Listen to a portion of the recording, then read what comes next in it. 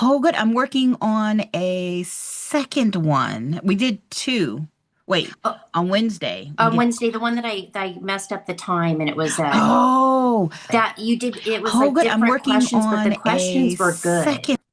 Oh, well, okay, I got you. Well, the good news is we're going to finish those questions today. Well, we don't finish them. Nice. We're going to continue those because I thought they were good too. I really, really did. So, yay.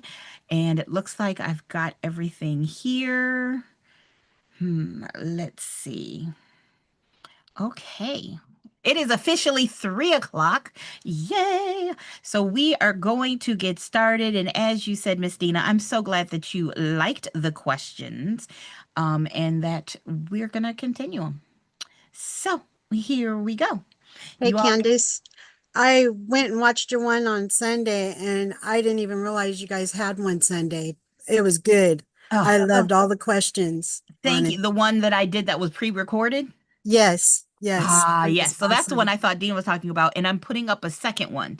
So Awesome. we did two of those. So I'm hoping to get you all to, get some different ways of learning. And hello, Miss Elena. Hello, Miss Tamika. Yes, Elena, you can use the link. This is not the link from the Wednesday or Sunday. This is the link that I say never changes. So there you go. All right, guys, let's get into it. Number 24. Remember, these are questions I got from a student. It was a set of questions and a couple of sets of questions, and I love them. So hopefully you do too.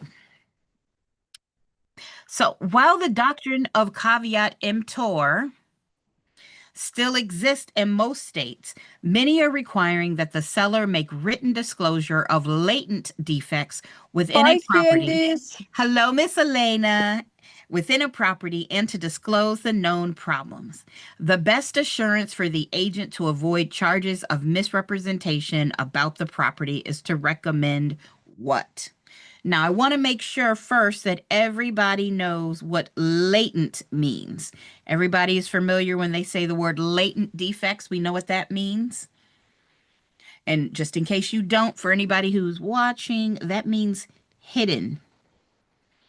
You have to disclose hidden defects. The opposite of that would be patent. It's visible, it can be found and seen, but latent means it's hidden.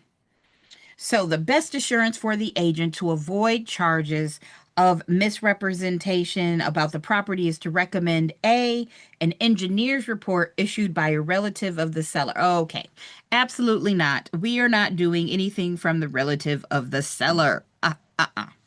B, a property inspection by a qualified home inspector. I like that. C, a walkthrough by another agent. Okay. I'm gonna say no.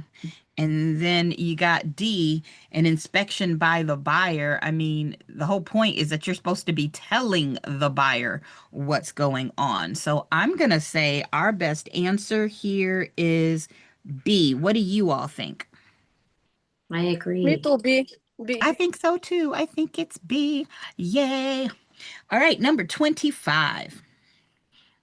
When describing the particulars about a property, the agent does not disclose that a capital improvement project has been approved and will result in a special assessment to the owner in the near future. The broker has let me let somebody else in. Hello, it's Tricia.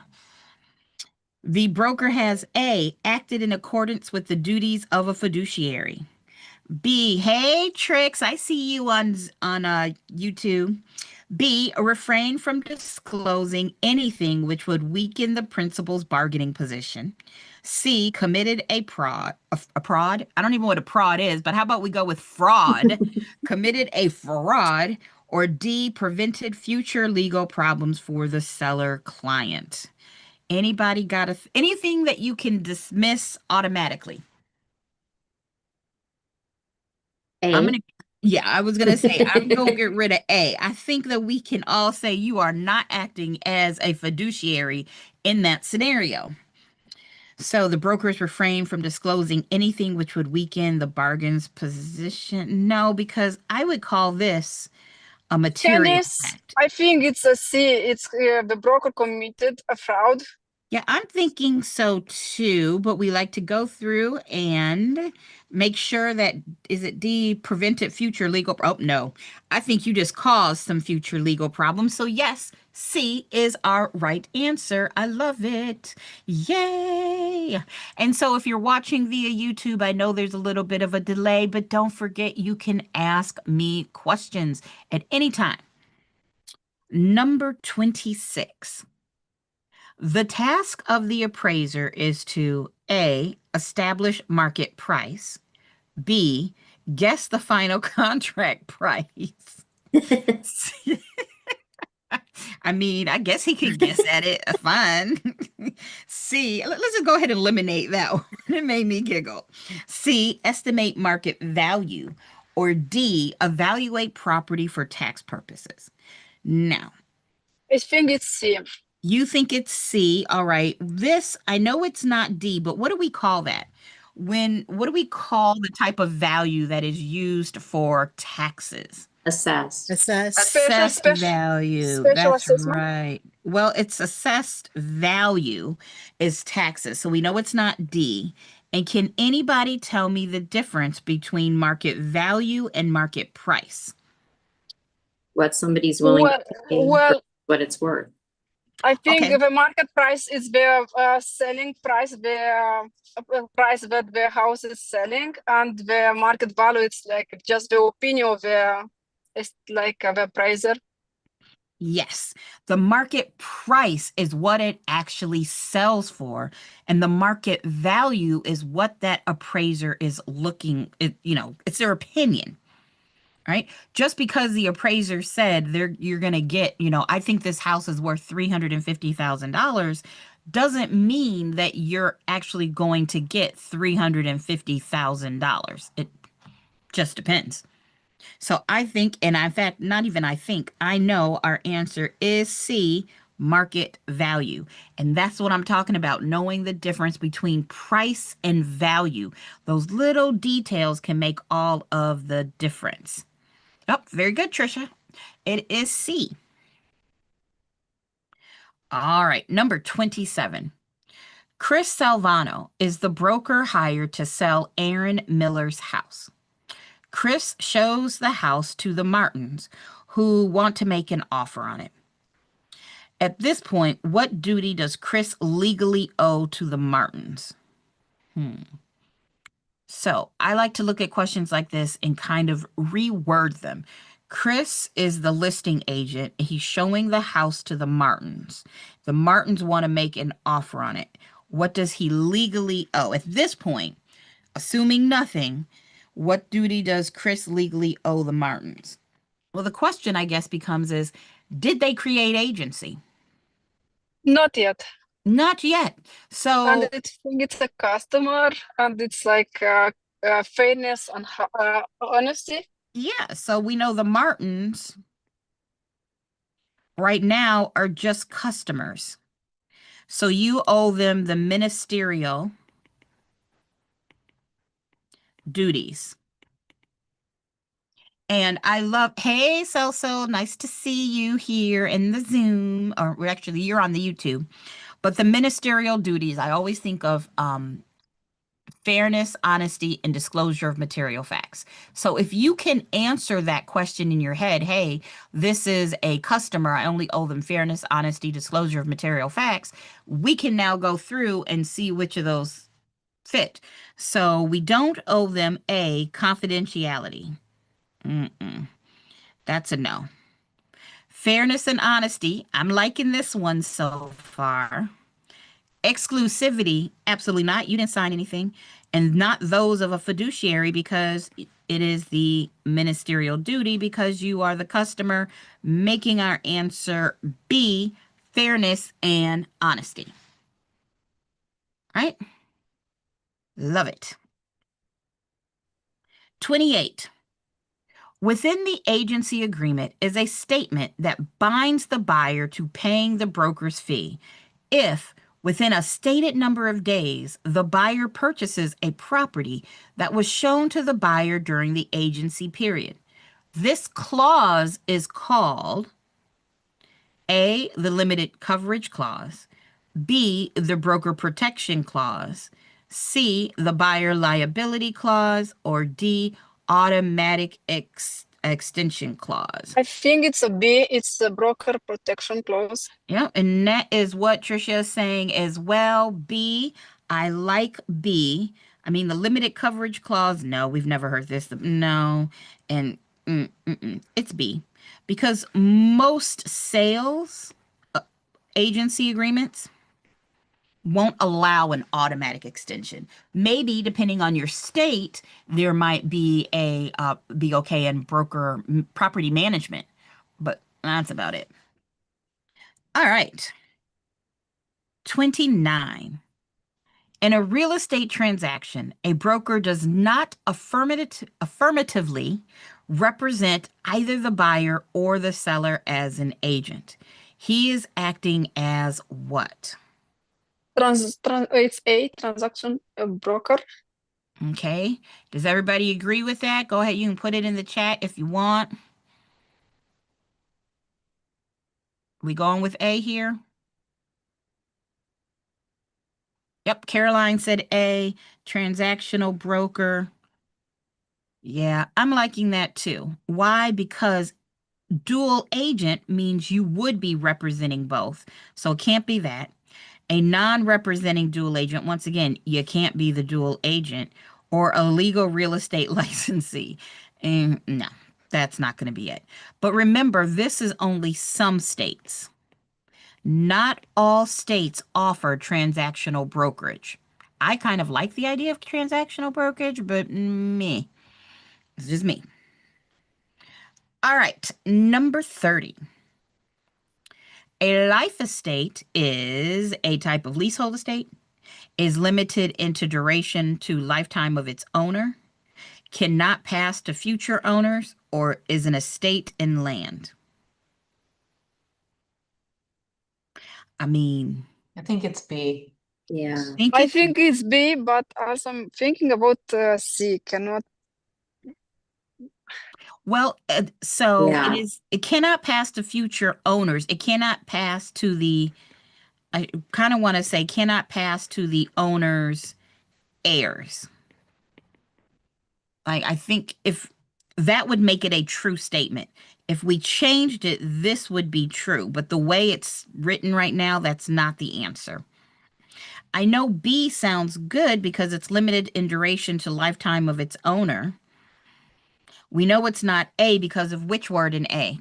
It's the life estate. It's like fee simple. It's not like leasehold. Leasehold it's a leases. What's the opposite of a leasehold estate? You Non don't fee. own it. What's the official name for Fee it? simple, It's Oh, you all are great there. It's freehold. freehold, right?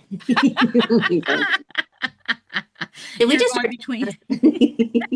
We all had the word. We're so close to it. We're so close to that word. Okay, so it's a freehold estate versus a leasehold, Tomato, which is tomato. our non-freehold.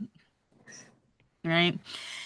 Now, here's what I don't understand. For 30, it is an estate. I mean, it's an estate. Maybe because it says in land, maybe they're thinking the land makes it wrong, but this is the best answer. This is definitely the best answer choice because it gives more detail. I mean, a life estate, it says it right there, it's an estate. So I'm going to go, and I know the answer is 30. But a great example of what we mean when we say choose the best answer. All right.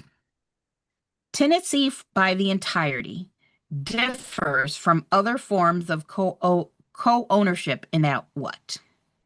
Tenancy by the entirety differs from other forms of co-ownership in that A, neither owner can force a sale. B, each owner is free to devise his or her share to chosen heirs.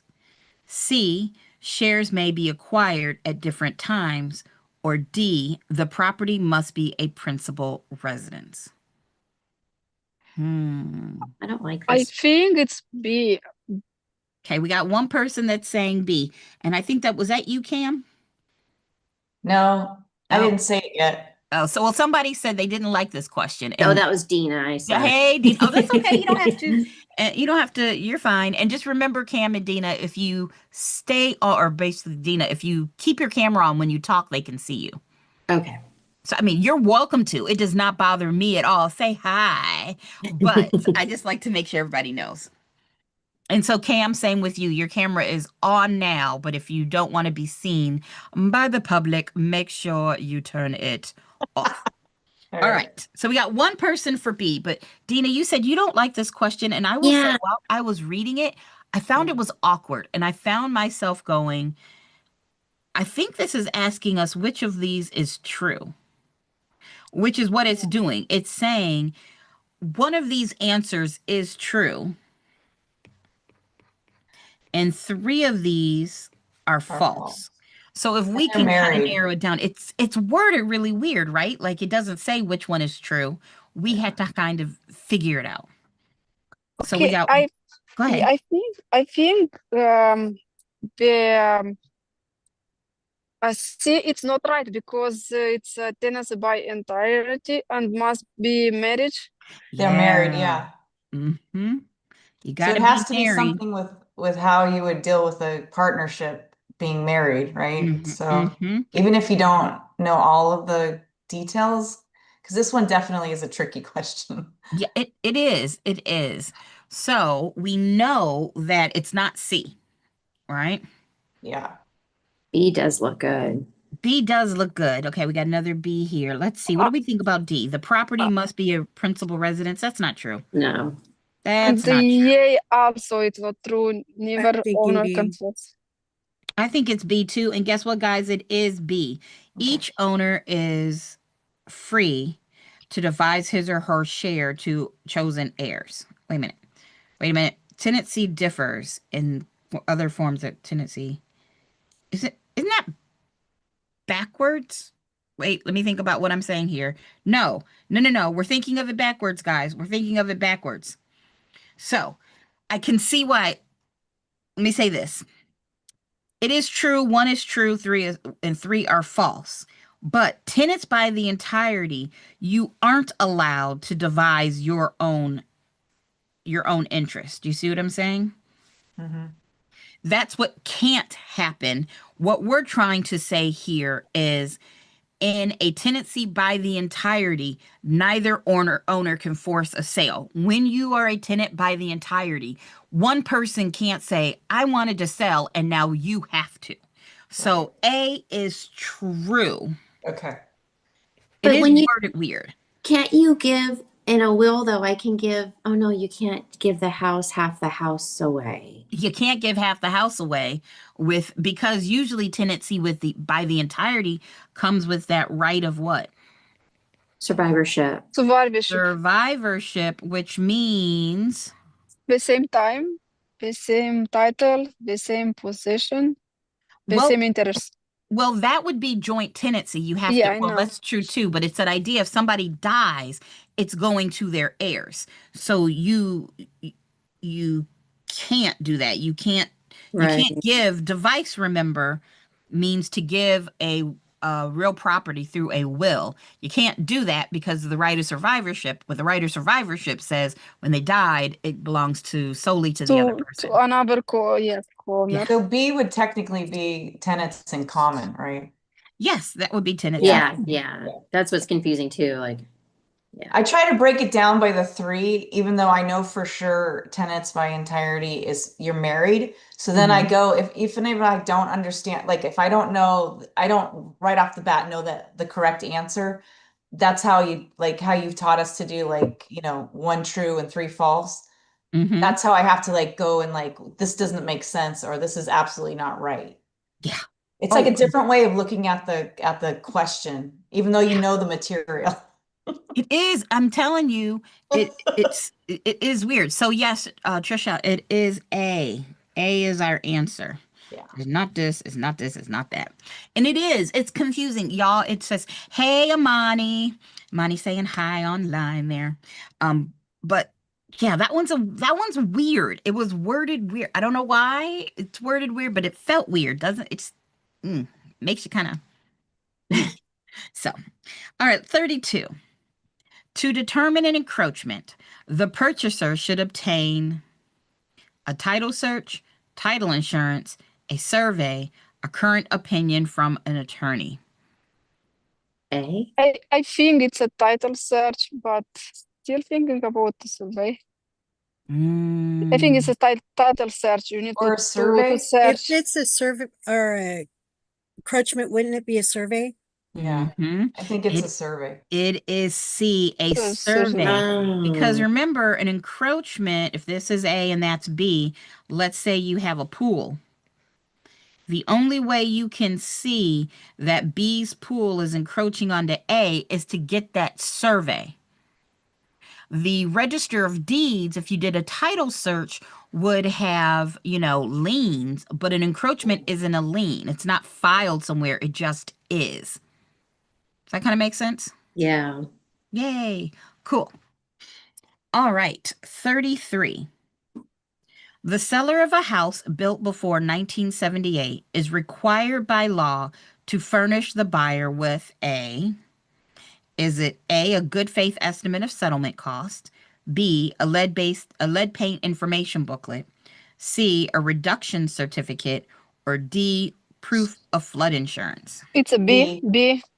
Yeah, Lead we paint. know it's B. What gave it away? What gave it away in the question? 1978. The Mm, 1978. yeah, we're not gonna forget that date.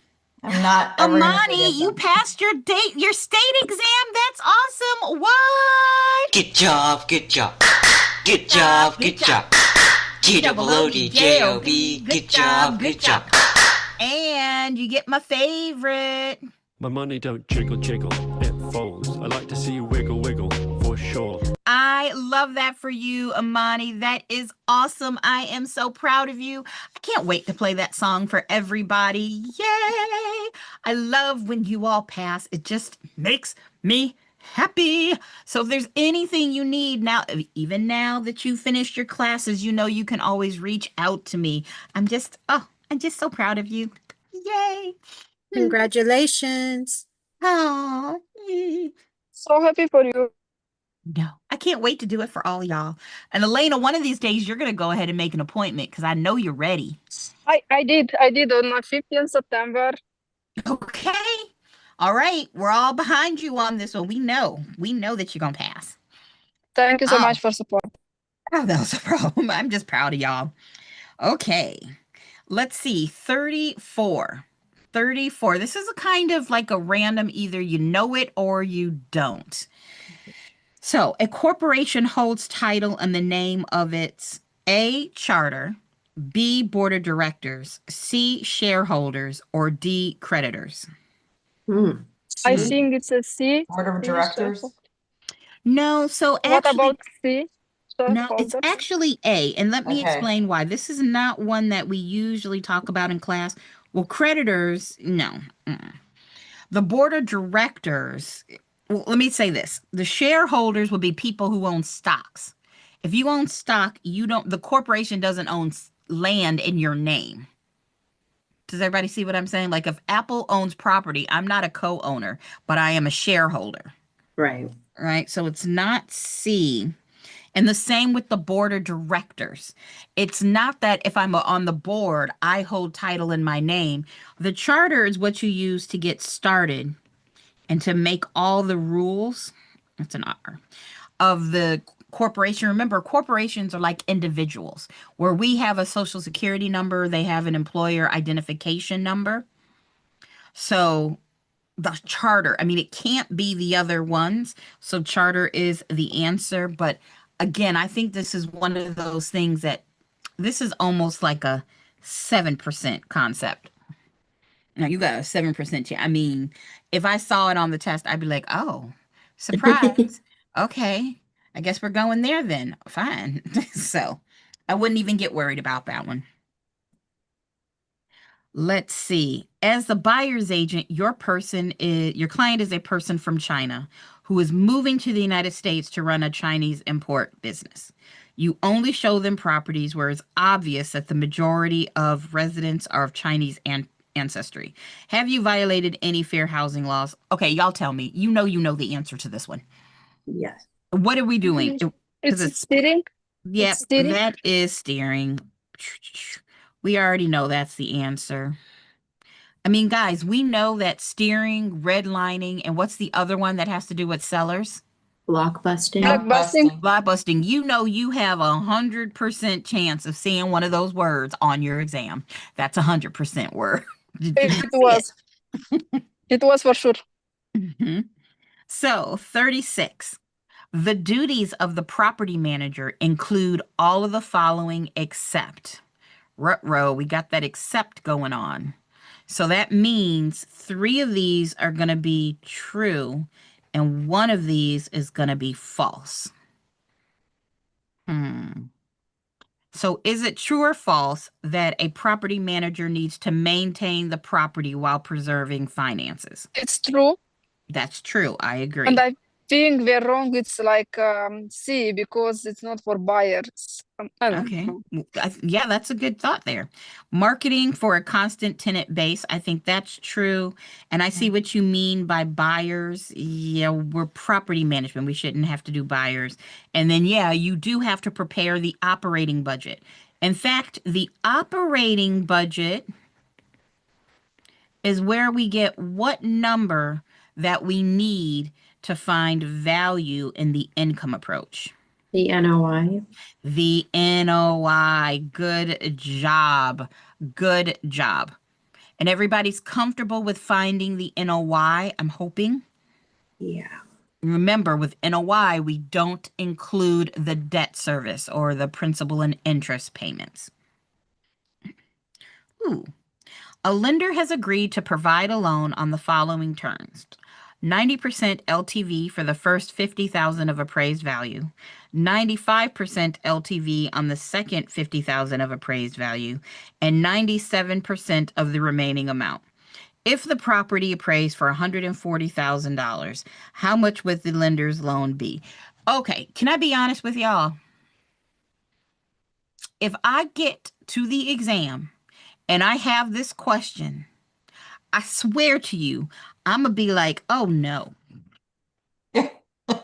Absolutely not. Am I going to sit here and do this? Absolutely not. Not because I can't do it, but because it would just take a lot of my mental capacity. Like, that's too much math. And time. In time. Yeah, time. Now, I will do it if you all want me to. If you want to see how it's done, I'll kind of walk you all through it. Yeah, can you do that? But Yes. yeah, I agree. Just like Yeah. you gotta mark it and then mark it that you gotta come back to it if you have time Yeah, to do it. we're gonna say we're gonna mark this as a comeback because in all honesty, y'all, I would be like, oh heck no. I think you all know me well enough at this point to be like, not today, Satan, not today. But let's do it. So I would look at this and I know we've got this $140,000 and 90% for the first 50,000. So 50,000 times 90% is, where's my calculator? Boo, boo, boo. Times 90% is $45,000. So now, after the first step, we have the $45,000 and we have left, what was that? 90,000? Yep, because it would be, I guess what I'm trying to say is we started with 140. We took off 50. So now we're left with 90,000. That 90,000 is for the 90%. Then we're getting a 95% LTV on the second 50,000. So here's 50,000 times 95%, which would be 50,000 times 95% is 47,500. So if I subtract 50,000 from this, that gives me 40,000, and that 50,000 goes here, and it says 97% of any remaining amount. Well, we got $40,000 left. times 97%. So that would be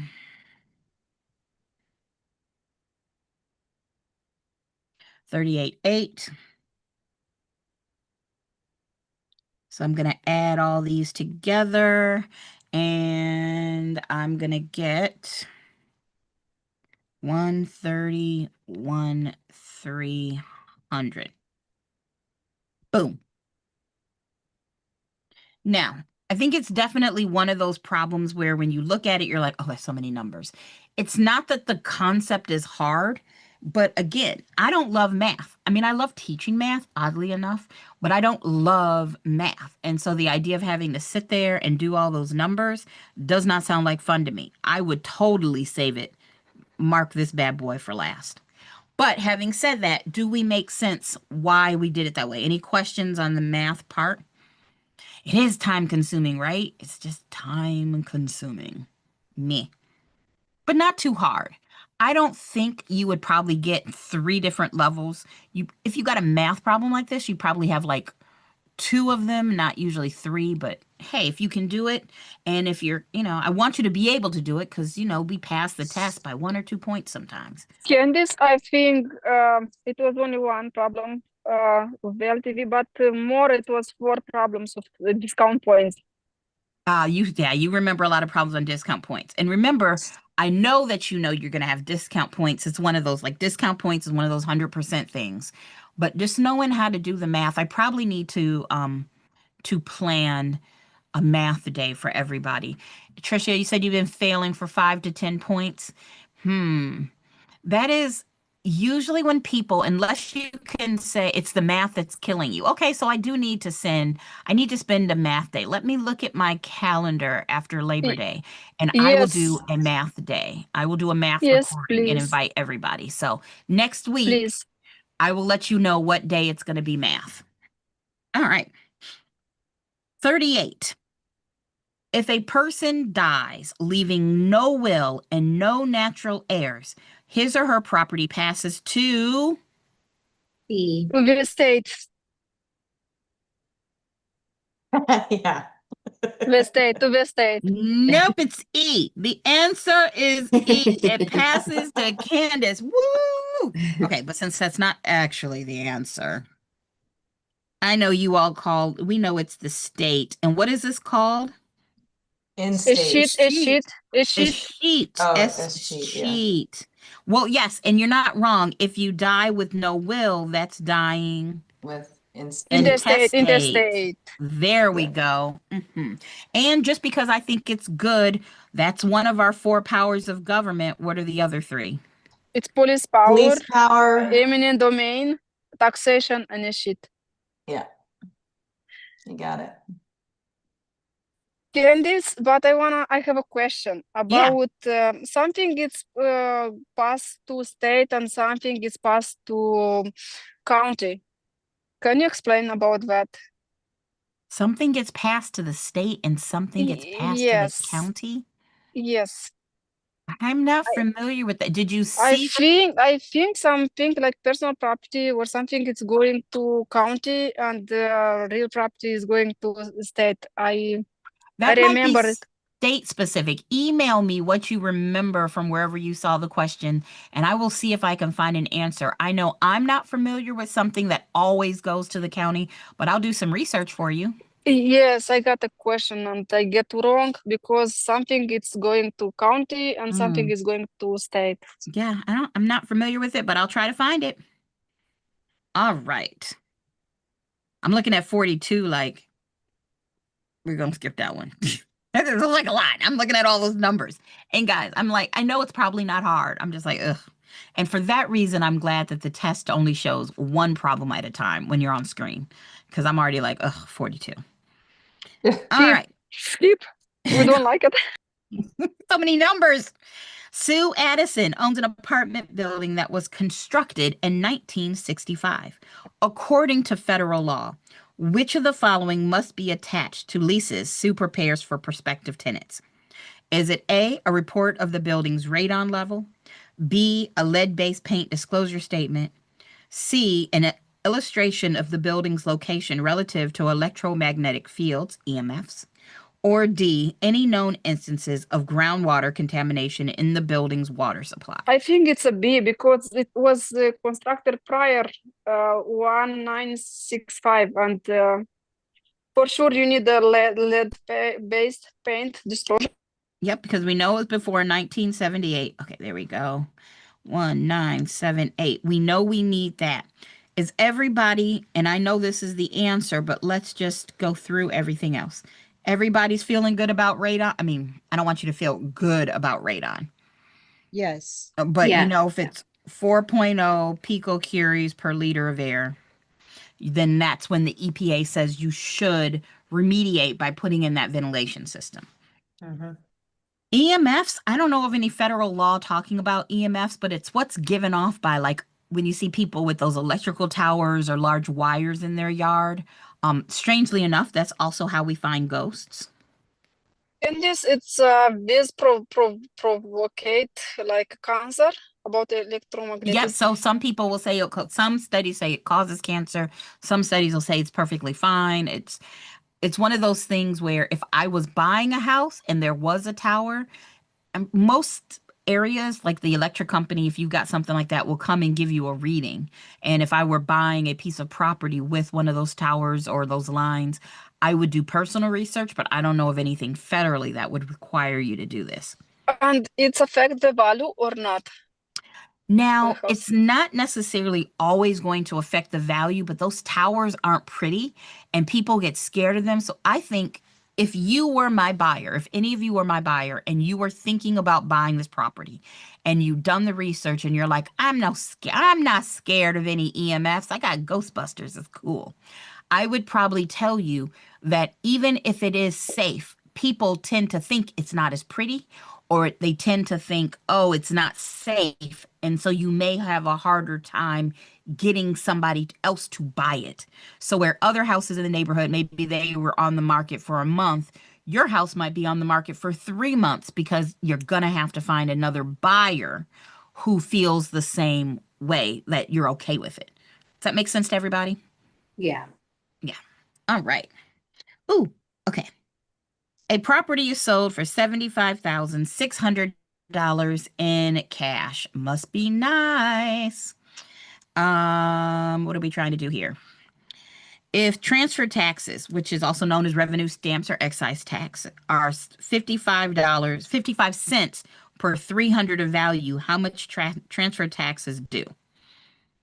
Just throwing out weird numbers here. So I guess we need to take our 75,600 and see how many 300s are there. So if there was a $300 bill, how many would it take to make 75,600? So my handy dandy calculator, 75,600 divided by 300 is 252. That's the number of 300s. And so then I'm going to multiply that by 55 cents. That is 138.60. Boom. And Cam, I know in North Carolina, if we did buy 300, we would round up. You know that. Yeah. Yes. And isn't it normally 500 for North Carolina, or In is North this just Carolina, like yep, in North Okay. Carolina, it is $1 per 500? per 500. So I'll get that kind of question, but I won't get the 300. This is because this is a general. Yeah, this is general, Yeah, but it's okay. always good to review a couple things. Remember, I just said it's $1 per 500 for excise tax. That's North Carolina. But when it comes to numbers, remember, guys, when you have factors, it's about thousands, right? Factors, you're looking at the number of thousands. If you're looking at there's another number. Factors. I would just say, look at your, I know what it is, mils. Mills, yeah. Mils are also thousands. Thousand. Just remember, those are thousands Yeah. when you're doing that math. All Mhm. right. For California, it's 55 per 500. It's 55 I per actually like 500. those ones. Yeah.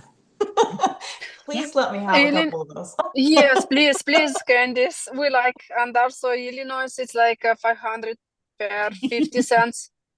It would be nice. It would be nice. All right, let's do this one. If the buyer's agent splits his commission 50-50 with his broker, and the seller's agent receives 60% of his broker's 50% share, how much does the buyer's broker receive if the listing broker's fee is 6% of $125,000 sales price? Now, personally, I could do this just organizing the numbers in my head.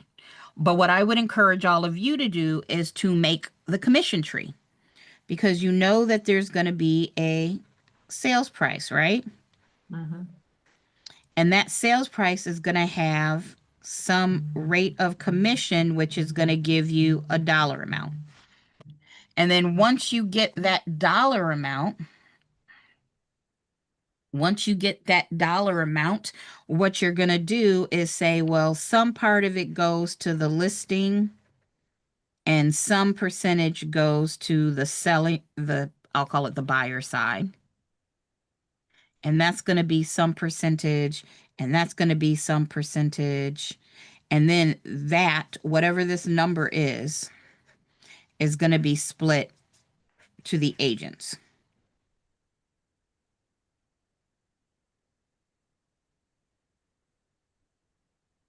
Does the tree make sense to everybody?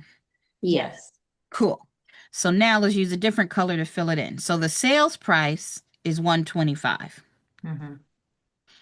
But it says the buyer's agent splits his commission 50-50 with his broker. So buyer's agent got 50% and they got 50% of whatever this number was. Okay. And the seller's agent received 60%. That means the broker gets 40%